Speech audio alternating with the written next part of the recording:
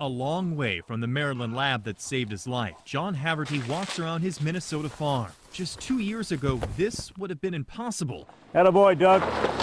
Haverty's leg was infected with an antibiotic-resistant bacteria. 38.0. Doctors didn't know where it came from. I had 17 surgeries with 5 different strains of bacteria over the 11-year period. So it wasn't until the very end when the option was amputate my leg or, well, that was it.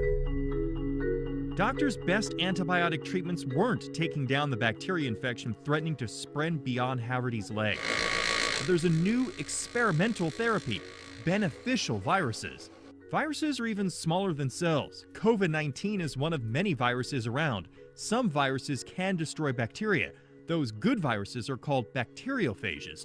Labs including Adaptive Phage Therapeutics in Gaithersburg, Maryland, produce bacteriophages. Maryland has come to be a hotspot for bacteriophage research. So you have NIH, you have NIST, you have Army bases, Navy bases, all in Maryland, jam-packed. Adaptive Phage Therapeutics found out which superbug infected Haverty's leg and created the right bacteriophage to destroy the infection just before Haverty's doctors had to amputate his leg. We can take our work now that are saving individuals and potentially go out and save hundreds or thousands of people.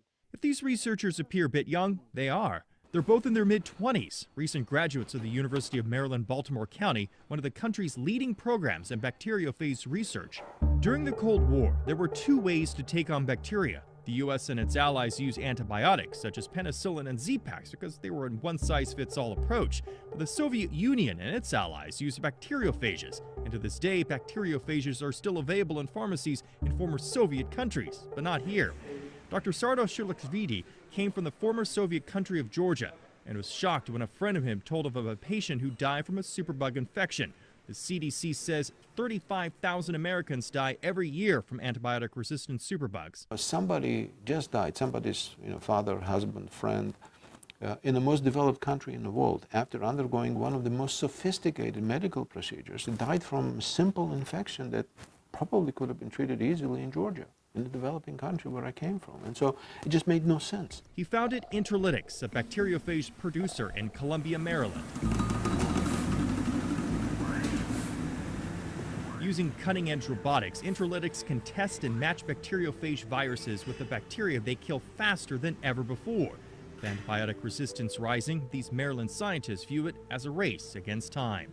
If we were to end up in a pre-antibiotic era, on those tens of millions, if not hundreds of millions of lives saved because of antibiotics, we will lose all that.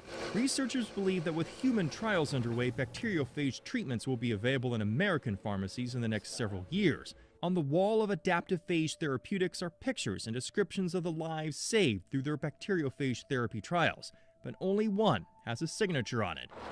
John Haverty drove from his Minnesota farm to Gaithersburg just to tell this crew how much all of them meant to him. The superbugs are coming. It's not news today because COVID still takes over everything. But in the years as they come and the resistance to antibiotics becomes more common, you're going to be hearing about these superbugs. In Gaithersburg, Nathan Baca, WUSA 9.